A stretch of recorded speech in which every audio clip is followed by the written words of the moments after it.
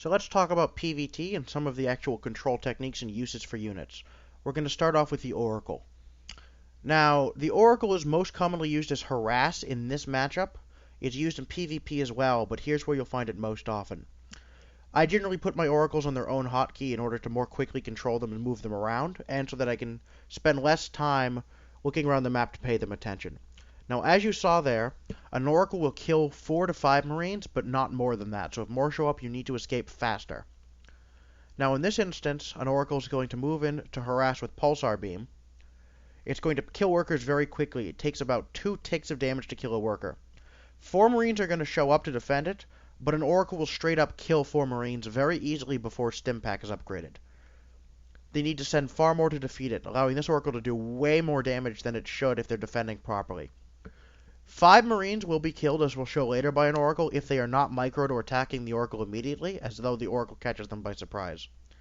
Here, the Oracle simply is forced to back out immediately upon seeing too many Marines for it to engage. If this occurs for Terran, you're going to need to continue your transition while macroing at home very rapidly, and continue to poke with the Oracles to force them to stay in their base. An Oracle opener is not all lost if you make the 2 Oracles, even if you can't do a lot of damage, simply because of Revelation. Now here we see what happens if the Terran does not micro his Marines and does not step forward to attack the Oracle. It will kill 5 Marines straight up if they are not microed properly to engage the Oracle. But with micro, 5 Marines will kill an Oracle, so be extremely careful engaging that. Now in this case, we have 2 Oracles that are damaged and are basically prevented from harassing further. The Terran has reacted. They've done the damage they needed to do. Even though they didn't get a lot of workers, they got a lot of Marines. That limits the Terran army count and prevents them from attacking too soon. So from this point, we're going to continue to transition and play a little bit greedy. Revelation allows you to play greedy in this way as long as you are active with your Oracles, moving them over common movement patterns for Terran, or Zerg or Protoss, however the case may be, but Terran most commonly.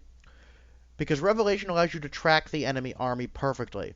As soon as you see enemy units, Revelation them, and move the Oracle away to keep it alive. With Revelation active on the enemy units, they simply cannot get a positional advantage or sneak attack you in any way. Get Revelation on dropships, and they can't drop you without you knowing they're coming. Get them on enemy Marines, and you can just watch the Marines walk all over the map and have your army ready to engage it whenever they try to move forward. Combined with Sentries, Immortals, or Zealots, this is exceptionally powerful because it allows your army, which would ordinarily have a lot of trouble, to get the jump on the Terran army and get some extremely careful force fields up. Combined with the Mothership Core's use of Photon Cannon Photon Overcharge more accurately, on defense, or Time Warp to slow the enemy units and continue, Revelation allows you to defend attacks that should straight up defeat you ordinarily. In this case, you can see that I take a 3rd base extremely quickly against the Terran because of the damage the Oracles did to the Marine count, and because I know that if the Terran tries a multi-pronged attack, I can still split my army properly to defend it through the use of Revelation to show me where everything is. In this way, going for a straight-up Oracle opener, even if it's not proxied, can be very potent, because even if you don't do any real damage, the strength of Revelation in this matchup can still give you an advantage and allow you to play greedy to catch up, because they cannot punish you without catching you off guard, as long as you are careful to control your army properly. You can even allow the Oracle to get very close to the enemy, and there's not very much they can do about it until Stimpak is done. Even with Stim, suiciding an Oracle to get a Revelation at a key timing can be definitely worth it. It lasts so extremely long as a spell that it is, in my personal opinion, one of the best spells in the entire game, and should be considered to be an extremely important addition to any Protoss army in the late game, in almost every single matchup.